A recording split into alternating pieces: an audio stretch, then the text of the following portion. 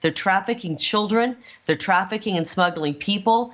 It is a humanitarian crisis and a national security crisis, and the people of Arizona are tired of it. So as governor, we're going to take on the federal government, and we have every right to protect ourselves because they have dropped the ball. And we will finish President Trump's wall, and we will use the materials that we, the people, already paid for that they've abandoned on the border, that Joe Biden has abandoned.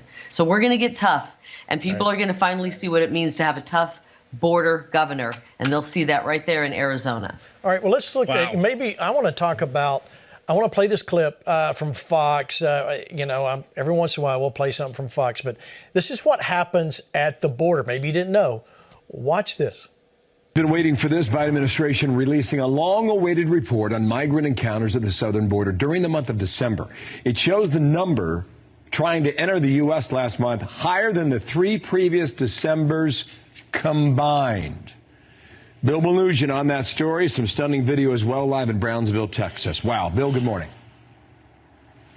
Bill, good morning to you. Right now, we are in front of a parking garage in Brownsville where, for the very first time during this border crisis, we actually witnessed the mass release of single adult male migrants from federal custody. Take a look at this video we shot right here on Sunday afternoon. What you're looking at are federally contracted buses dropping off dozens of migrants at this parking garage. And what you'll quickly notice is these are all single adults being released, almost all of them men. No children, no family units. And this raised eyebrows with us because single adults are supposed to be expelled from the country via Title 42. So we watched as these migrants were ushered into this unmarked office with a for lease sign. There were some black tarps set up outside to restrict the public from viewing what was going on. And after a short time in that office, we started noticing taxi cabs showing up to this parking garage, the La Plaza parking garage. We watched as migrants then came out of the office, got into the taxi cabs, and the taxi cabs started driving away. So we followed those taxi cabs. They ended up going to Harlingen Airport, about 20 to 30 minutes away from where we are, and those migrants were just dropped off at the airport to fly around the country. We talked to a couple of them. They said they were going to Atlanta, Houston, and Miami, and they had just crossed illegally and paid a cartel $2,000 to do so. So I reached out to the city of Brownsville to ask what the heck's going on here, and they confirmed they're involved. Take a look at the statement if we can pull it up right now.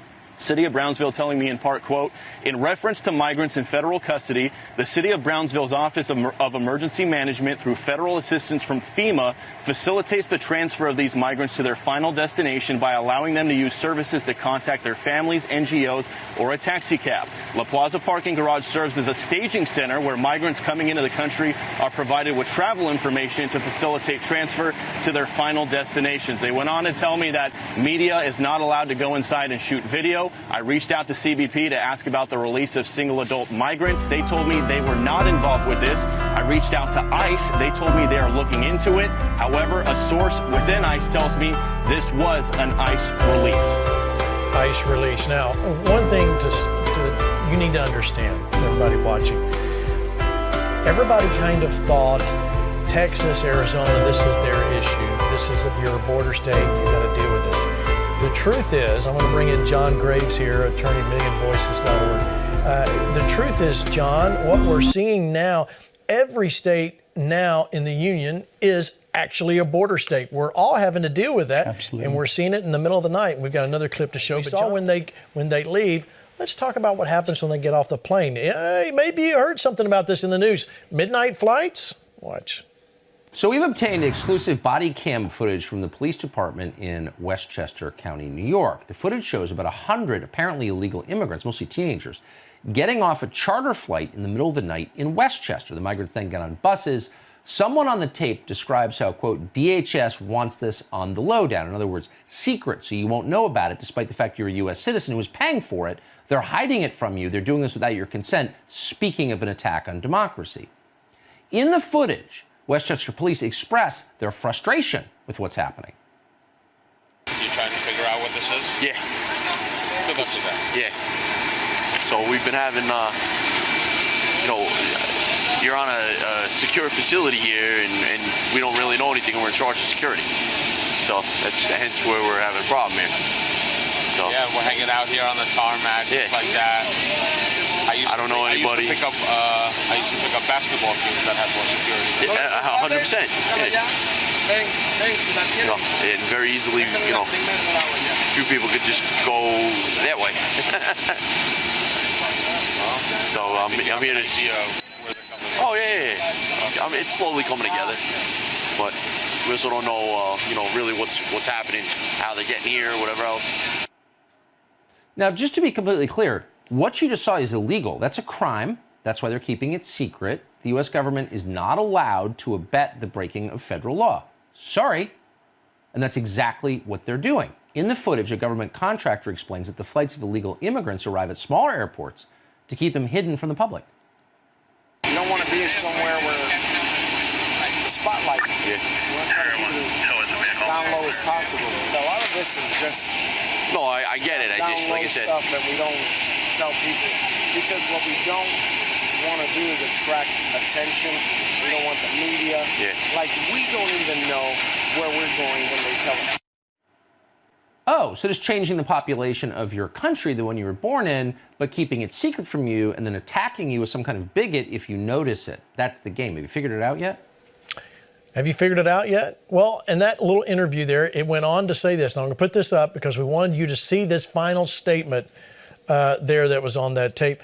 You know why? Why this is happening? Because if this gets out, the government is betraying the American people.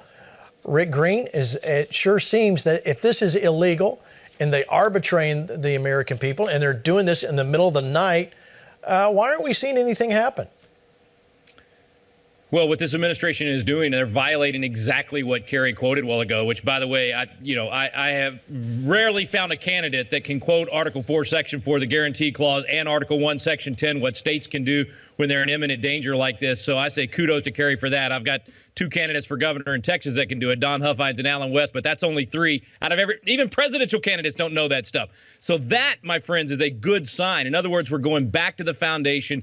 Knowing the Constitution, knowing these principles is the only way we're going to turn this around, and getting people like this elected, both to governorships, but also the state legislative races that are coming up in 2022 are going to be vital for being able to turn this around. So they're going to keep this a secret because they're doing exactly what Tucker said. I mean, they're not just breaking the law, they're violating the Constitution. They are not doing their job. There's so few things the federal government is supposed to be doing, and this is one of them. So rather than protecting the border and preventing this from happening, we're literally now given a travel advisory for not going to Mexico because of COVID, yet we have an open border for as many of them to come over as possible. At least the Mexican government is mailing ivermectin to their citizens instead of mailing a test that's just going to make things worse. Oh, it's what's up is down, what's down is up. But I'm so thankful to hear a candidate for governor in Arizona accurately quoting the Constitution and how immigration and an invasion should work or should be prevented. All right, so Kerry, let me pitch this back to you again. So what will Arizona do with this situation? I know you said how are you going to finish the wall? How are you going to keep this from happening? What's your plan? Well, I think we're going to implement my policy, and I was really happy to hear Governor Ducey pulling a couple parts of it when he had a State of the State. Unfortunately, I won't take office until January of 23, and I cringe to think of what kind of damage will be done to this country if we have to wait another year before a bold, strong leader takes control here in Arizona and implements this. So my plan is on my website. Any governor that has the courage to take it on, we've got to take on the federal government right now because Joe Biden is trying to destroy this country. And we will work with, like I said, interstate. We'll work with some like-minded states. They don't have to be on the border because every state's a border state. We could have the South Dakota join in on this interstate commission. But we're going to work together with other states, pool our resources, and actually stop the people from coming across, and more importantly, stopping the drugs from coming across, because they're coming across in record numbers. And this is destroying our country. This is China's way of poisoning America with fentanyl, which is pouring across our border. You know, we've got drug smuggling tunnels underneath the border wall, and we can detect where those are. We can destroy them. That's part of my plan as well. And we plan to shoot down these cartel drones that constantly fly over our border, drop drugs in, fly back to Mexico, drop more drugs in. We're just not going to put up with it anymore. Why on earth we're not shooting those down and taking a tougher stance on the border where the narco-terrorists are now in control is beyond me. I encourage our governor, Doug Ducey, to take a tougher stand and push up against the federal government and do it for the people, the good people of Arizona. It sounds good, Carrie. Listen, we sat down with Sheriff Lamb there in Arizona back in December. You mentioned fentanyl. I asked him about that very question, about what's coming over Arizona's border. You'll be shocked. Watch. With me right now is one of the patriots in America, Sheriff Mark Lamb. Thank you, sir, for joining me. Thank you. I appreciate it. Yeah, listen, thank you for all you've done with Flashpoint Victory News and helping us see what's going on. Give us an update about the border. Are things any better, or are we still looking at a mess? No, it's much worse, actually. This is about as bad as we've ever seen it, and the statistics show that. October was, I think, 164,000. This last month was 170-something thousand. Right. So we're not getting better. It's actually getting worse. It was bad under the Obama years. It got better under President Trump with his policies. They scrapped those policies, and we're seeing the disastrous results of that now. And it doesn't appear to be any relief in sight on it. So yeah. All right. So one of the big issues with the border, we know, is the fentanyl coming across. Give us an idea of the level of what we're seeing come across the border. That's a great question. 2 years ago, if I would have asked people what fentanyl was, most people wouldn't have known. A year ago, a little bit more. Now, I would say probably 70% of the public understands just how dangerous it is. Just to give you an idea, in Pinal County, just my sheriff's office, not any of the local agencies, not Highway Patrol, just Pinal. In 2018, we had 0 M30 fentanyl pill seizures. Wow. Now, they love the pills. The cartel loves the pills because Americans, there's an aversion, there's a stigma that comes with putting a needle in your arm or between your toes. So they like these blue M30 fentanyl pills because as Americans, what do? Yeah. We take pills. Yeah. So in 2018, we had 0. 2019, we had 677 pills. In 2020, we had over 200,000 pills. And as of August, we had 1.1 million fentanyl pills we had seized. We're going to eclipse 1.5 million in my county. So the numbers speak for themselves. It's a major problem. And that's just your county. Just my county. And Border Patrol estimates they bring enough fentanyl into this country every month to kill every American in America. Isn't that crazy? And if Americans can't understand the crisis that comes with that, then we've got bigger problems than we think. Enough. Just through that one county, Mario Murillo, did you hear that? To kill the population of America? I mean, what's the purpose of having that many drugs on the market? Well, the purpose of that is money. The cartels want to make money, but the result is what we should be angry about. You see, where I work in California along Highway 99, the state is turning it into a homeless shelter. They're pivoting thousands of people to be in tent cities along the highway. Now, our workers go in there. And I'm going to tell you, I'm listening to everybody, and I'm a spirit-filled evangelist. I speak in tongues. I lay hands on the sick, and I cast out devils. So I think I can speak to this audience in a way that might be a little bit more intimate than what you are aware of. And that is this. We have to be angry in the spirit. The Bible says to be angry and sin not. And I'm going to tell you that I believe what I see with my own eyes, when I see children, 20% of every homeless camp is children in California. We've got 70,000 in Los Angeles County alone. Now, we are reaching them. We're winning them. But Joe Biden is creating a disaster that affects Americans.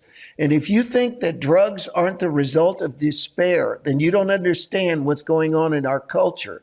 The pandemic was designed, the lockdown was designed, the masks were designed to evoke despair in the heart of Americans, to make them willing to accept the tyranny. And so what did they turn to? Alcohol, pills, drugs. And they seize this moment and they realize they can do it. And you walk into our tent, you feel the presence of God and the power of God. And God will empty a wheelchair, deliver a drug addict.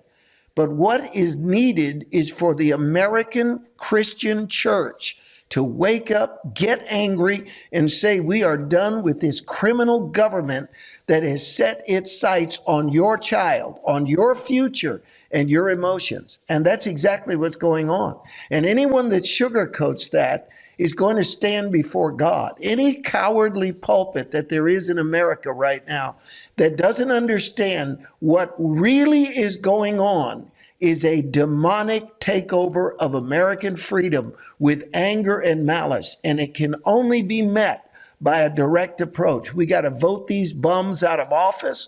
We've got to seize the board meetings, the school board meetings. We got to be vocal, and we've got to shout from the mountaintops that we are not going to have this in our nation. We're just not going to have it.